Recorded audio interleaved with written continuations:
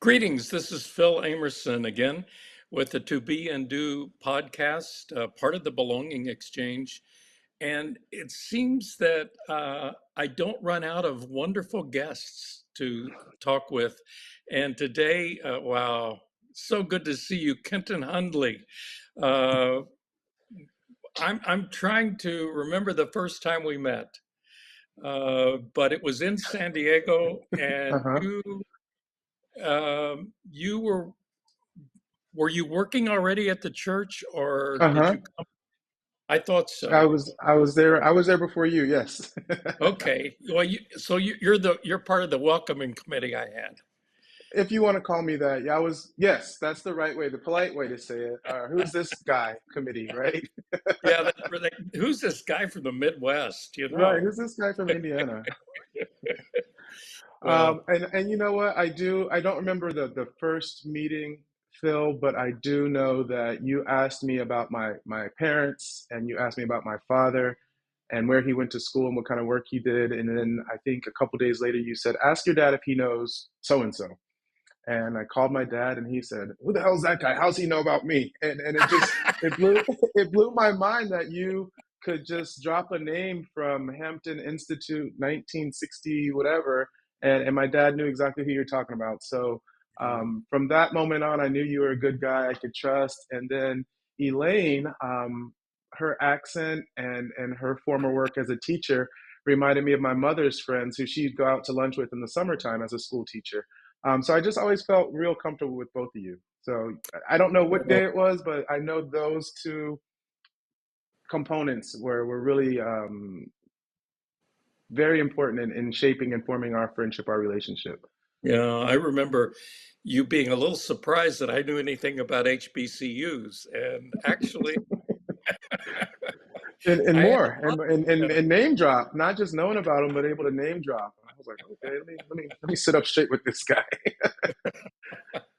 well, we were together at First United Methodist Church in San Diego, Hmm. and you were at the time, were you youth minister? That's right. I was the director of discipleship for children and youth. Wow, Hmm. that's a quite a title. Yeah, and it's interesting because it's a mouthful to say, but it was always important to me to tell folks I'm not a pastor because I was always I guess it started in college when friends would start saying I want to get some letters after my name, I want to get this kind of degree, and so to me it was and having grown up in the Episcopal Church.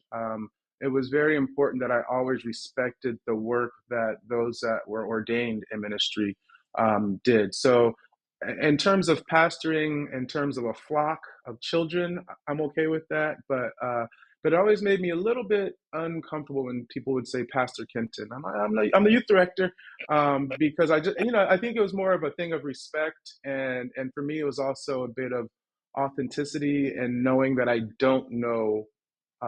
don't have a theological background.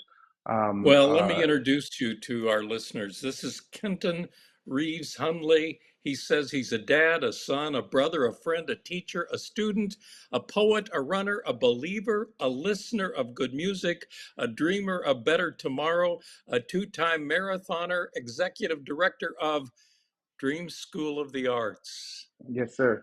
Yep. Dream School of the Uh, Arts. This is our little I, logo. I can tell you're a poet just by that introduction. Well, yeah, you asked for it, right?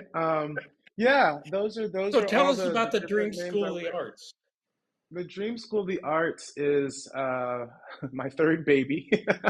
I have two daughters, and I have Dream School of the Arts. But man, we will celebrate in June, having been open for 1 year.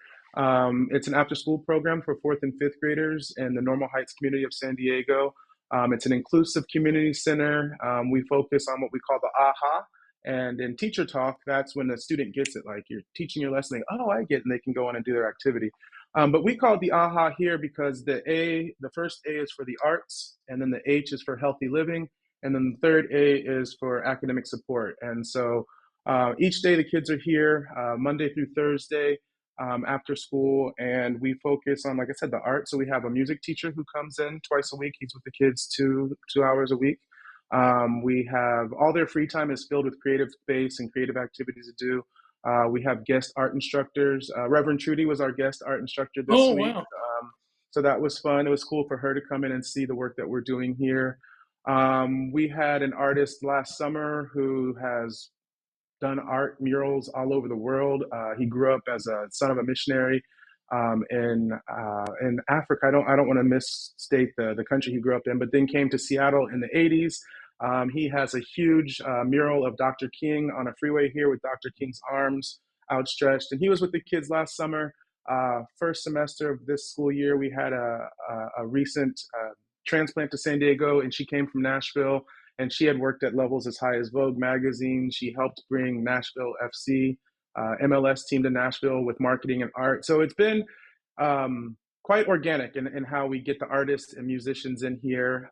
Healthy living, the kids get a healthy snack every day after school, usually fruits and vegetables. It took a while for them to buy into it, and now they see and feel how it makes them feel better after school. Um, we have mental health workshops like 3 to 4 times a semester with local college students helping out with that. We have a fitness instructor, my buddy John, who just ran his 20th marathon. We both ran the LA Marathon together a few weeks ago, not together because he's much faster than me. But he does fitness with the kids 2 hours a week, and it's just great. And then the academic support, we have homework time daily. They have to get their homework. I shouldn't say they have to get their homework. They have time to get homework done while they're here. They do have to read for 30 minutes a day while they're with us. Wow. And we have who we call our golden volunteers, senior citizens from the church that come over. We have our third one will start with us tomorrow as a reading buddy. And we currently have 3 interns, 2 future teachers from San Diego State University who are with us twice a week. And we have 1 intern from the University of San Diego who wants to go into juvenile law in the future. So that's Dream School in a nutshell. We currently serve, we have 7 kids coming through here each day. Hopefully, we have 2 on the way in the near future. And they're a blast. And they make fun of me. They keep me humble. A kid said yesterday, "Do we still have to talk about this marathon? Didn't you run it 2 weeks ago?" And like I said before, kids will be kids. But yeah, that's Dream School. And I mentioned the marathon because this was my second marathon, but I did it to raise money for Dream School. And we raised just shy of our goal. The window closes this afternoon, but we raised close to $5,000 for Dream School. Wow. And that was very important to me to be able to combine, my passion for running, my passion and love of kids and education. Um, and it was fun. It was, despite the fact that it's a long, grueling experience. In retro, it was a lot of fun, and the kids helped out and they did art projects for our fundraiser that we would put on our social media. And then, 26 miles doesn't make any sense in time or space to a child, to a 9, Yeah. 10 year old. So some kids thought we were running from San Diego to Los Angeles. Nope, that's not happening. But yeah, so I said before that Dream School is my baby, and I love it here. And that's what I do, being Well, able to use my experience. I love the aha arts, healthy living, and the academics. Academic support, that's right. Yep. Hmm. Wow, that's terrific. Well, and for those that don't know San Diego, maybe they know a little bit. The church, the First United Methodist Church, is in Mission Valley, and that's if Right. you ever drive along Interstate or 8 freeway, the Hmm. 8 freeway, it Hmm. will be on the south side of the South freeway, side of the freeway. Right. and Hmm. just over the hill, or I guess it's a hill, not a mountain. Over the hill is Normal Heights, where the Right. school is located. So Hmm. if you get Hmm. to San Diego, you can find the Dream School. Yeah, And look for us, and you look for this on the window on Adams Avenue. Yeah, and it's funny you Thumbs said it's not Avenue. a mountain, but I Yeah. say to folks, I work up the hill from the church. Hmm. Lots of people do. Most people do. Yep. So, so this is a ministry of the church, or Hmm. Yeah, so okay, it's so the building itself is owned by a paint company, and they have office space upstairs here next door to me here. And downstairs was a thrift store for many years. And when the pandemic hit, like many other mom and pops and small businesses, it just wasn't functioning, making money. And Reverend Trudy called me one day in April of 2020, and I believe it was a Friday because I had told my now 12-year-old, almost 13-year-old, we can play video games at 3 p.m. when online school is done. And she texted me and said, "Can we talk?" And then she said, "Are you sitting down?" And I'm thinking, "Oh no, right? Everybody I know that works for a nonprofit across the country is losing their jobs left and right." But she planted this idea, and she said, "I just think that we could use the space of the Dream School to do a different type of ministry." And and she was new. Obviously, you had recently left here, and she was new to San Diego, and found out that my background as an educator and then also as a spoken word artist, and just a love for the arts in general. And so she said, I have this idea. So just play with it, if you will. And it was a lot. Honestly, I have sketches somewhere here in my office of, we didn't know if the pandemic was going to be 2 weeks or 2 years. And so some of Right. the actual sketches I have of what I thought this place could be, I pull up every day and I see those sketches in real life. Wow. So when I say it's a baby of mine, it literally began its journey in April 2020. And like I said, here we are 5 years later, and we'll be celebrating our 1 year anniversary very soon. So one of the reasons we do the belonging exchange, the To Be and Do podcast, Hmm. is to help people know that interdependence is more important than independence, Yeah, excellent. and relationship is critical to healthy living. Right. And so, one of the things that I know about you is you're a poet. And we're going to, unless you've got a poem right now you think of, uh, we're going to hear from you in a future podcast with Right. poetry. But I do have a question for you. Okay. How are you inspired? Do you have some relic or symbol or object or something that helps you, uh, maybe when you're down, or maybe when you need inspiration, or maybe when you're up and thinking, I Yeah. Both and right. okay, yeah, I'm in San Diego and I'm looking through this big window at two, five palm trees, and it's raining. I think back to before I moved out here, I had a coworker from Seattle, and she said, "Oh, you're gonna realize when you get out there, when it's not sunny, people are really down." And I'm like, "Whatever." And today was one of those days that I realized that.